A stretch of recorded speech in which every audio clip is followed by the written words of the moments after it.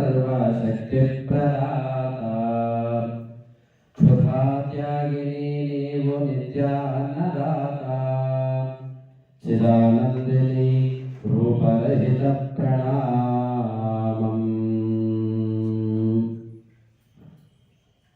ముందుగా శ్రీ జగద్గురు కోటిలింగేశ్వర వీరబ్రహ్మమాత పాదపద్మము సాష్టాంగ నమస్కారం సమర్పిస్తూ, అదేవిధంగా పూజనీయులైన శ్రీ శ్వేరాయణకి నమస్కారాలు సమర్పిస్తూ, ఈ సభను అలంకరించిన భక్తులందరూ కూడా శరణార్థి.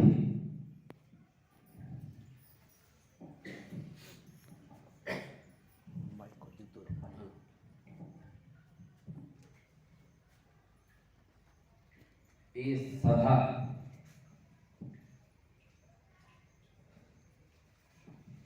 కాలజ్ఞానం గురించి మరియు అమ్మవారి యొక్క మహిమలు, భక్తుల యొక్క అనుభవాల గురించి. ఇది 12వ శతాబ్దంలో విశ్వగురు బసవన్న గారు అనుభవమంటలు నడిపించేవారు తన ఆధ్వర్యంలో.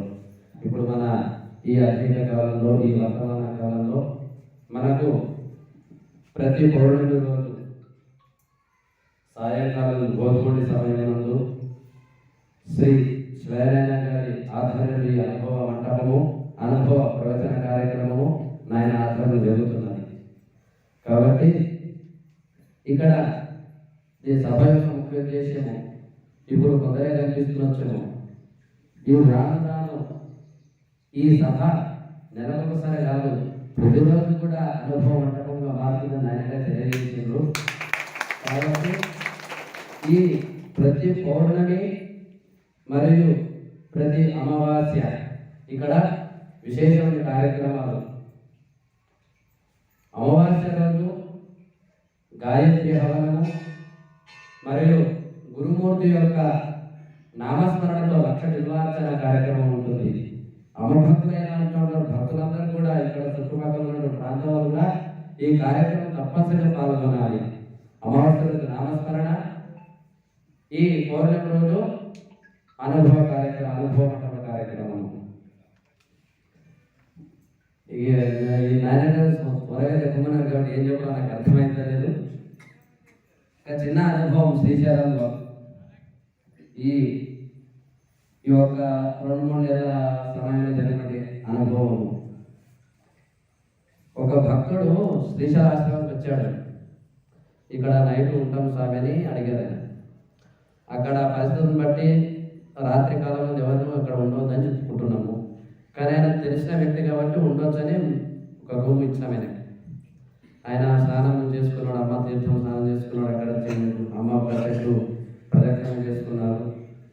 చేసుకొని అమ్మ ప్రసాదం స్వీకరించిన మాత్రమే చాలా వరకు 11 వరకు కూడా మేము అంత అమ్మ గురించి మాట్లాడుకున్నాము. శ్రీశైల విశేషాలు ఏది ఆయన తెలిసిన ఆయన చెప్పినాడు, నాకు తెలిసిన నేను చెప్పిన. నేను ఉండే రోజు పక్కన ఒక రూమ్ ఆయనకు ఇచ్చినాము. ఆయన మామూలు మంచి భక్తుడు. ఆయన అందరూ కూడా తెలిసి ఉంటుంది, ఆయన పేరు ప్రస్తుతం చెప్తాను నేను. ఆయన మామూలుగా పడుకున్నాడు. ఉదయం 4 గంటలకు లేచి 3 గంటల టైం ప్రాంతంలో ఆయన నిద్ర నుంచి బయటికి వెళ్ళి కాలు తీర్చుకుంటే అమ్మ యొక్క అక్కడ బ్రహ్మద్వారం ఉంటుంది శ్రీశైల ఆశ్రమంలో. ఇక్కడ ఏ విధంగా అయితే అమ్మ దర్శనం వేదిక ఉందో అక్కడ శ్రీశైలంలో కూడా అమ్మవారి యొక్క దర్శనం వేదిక ఉంటుంది. ఆ దర్శనం వేదిక ముందు యజ్ఞాలు ఉంటాయి, 5 యజ్ఞగుండాలు ఉంటాయి. అక్కడ ఆయన కాలకృతం తీర్చుకొని నమస్కారం చేస్తుంటే అక్కడ అమ్మవారి యొక్క ఏదైతే అంతర్మందిరం మహామందిరం ఉందో అక్కడ శ్రీశైల ఆశ్రమంలో అక్కడి నుండి ఒక 11 మంది కానీ 20 మంది కానీ ఏకధ్వనితో మంత్ర వేదఘోష వినిపిస్తుంది ఆయనకి. ఆయన విన్నాడు, ఏంటి ఇప్పుడు ఏమైనా పిల్లలు చేసిండ్రా లేకపోతే ఏమైనా స్వామి రూమ్లో చదువుతుందని చేసి ఆయన అక్కడ గోశాల పక్కన పిల్లల పక్కన ఇస్తే అంతా నిద్రపోతున్నారు. కానీ 15 నిమిషాల సమయం మొత్తము అక్కడ వేదఘోష వినిపిస్తుంది ఏక ముక్త కంఠంతో. అంటే 10 మంది చదివినా ఒకే గొంతులాగా వినిపిస్తుందంట. అట్లా లోపల ఎవరు ఉన్నారని చూస్తే బయట తాళాలు ఉంది. కాబట్టి శాస్త్రం ఏం చెప్తుందంటే 2 గంటల నుండి 4 గంటల వరకు పూజించే వేరే ఉంటారు, 4 గంటల నుండి 6 గంటల వరకు పూజించే వాళ్ళు వేరే ఉంటారు, 6 గంటల నుండి 8 గంటల వరకు మానవ పూజ అంటారు. 4 గంటల నుండి 6 గంటల మధ్యలో ఋషి సేవ అంటారు. ఋషులు భగవంతుని ఆరాధిస్తారు. ఆనాడు వేగత్వాన్ని చెప్పించిందంటే మనము పూజలు 6 గంటలకు పోయి పూజ చేస్తాము, కానీ అంతకు ముందే ఋషులు అమ్మగారిని సేవిస్తారు, అమ్మగారిని పూజిస్తారు.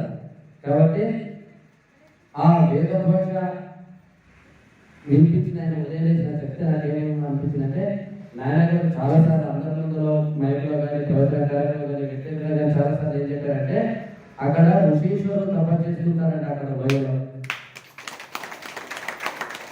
ఆ ఋషీశ్వరులు ఎవరి కోసం తపస్సు చేస్తారంటే అమ్మగారి దర్శనం కోసమే తపస్సు చేస్తారు. ఆ ఋషీశ్వరులు అక్కడ ఉండడం కూడా ఎందుకంటే అమ్మగారిని సేవించడానికే ఆ శ్రీశైల ఆశ్రమ ప్రాంతంలో ఆ ఋషీశ్వరులు అక్కడ తపస్సు చేస్తూ ఉంటారు. వాళ్ళే అమ్మగారిని పూజిస్తారు. ప్రాతకాలం ఏ విధంగా పూజిస్తారంటే వేద ఘోషతో పూజిస్తారు. కాబట్టి అందరూ కూడా శ్రీశైలం క్షేత్రం అందరూ వస్తారు, పుణ్యక్షేత్రం అని చెప్పి ఇక అందరూ భక్తులు కూడా చెప్తున్నా. అక్కడ తీర్థం ఉంటుంది, దేవయాత్ర, తీర్థయాత్ర, దేవయాత్ర, గురుయాత్ర. ఈ గురుయాత్ర చేయాలి, తీర్థయాత్ర, దేవయాత్ర సంపూర్ణం కాదు. కాబట్టి శ్రీశైల ఆశ్రమంకి వచ్చిన భక్తులందరూ కూడా అక్కడ స్వామి అమ్మవారిని దర్శనం చేసుకోండి, ఇక్కడ అమ్మగారిని దర్శనం చేసుకుంటేనే ఆ యాత్ర సంపూర్ణమవుతుంది. కాబట్టి శ్రీశైలం ప్రతి భక్తులు కూడా గురుయాత్ర తప్పనిసరిగా చేయాలి. అదే చేస్తేనే వాళ్ళు వచ్చినటువంటి యాత్రకు సంపూర్ణత జరుగుతుంది.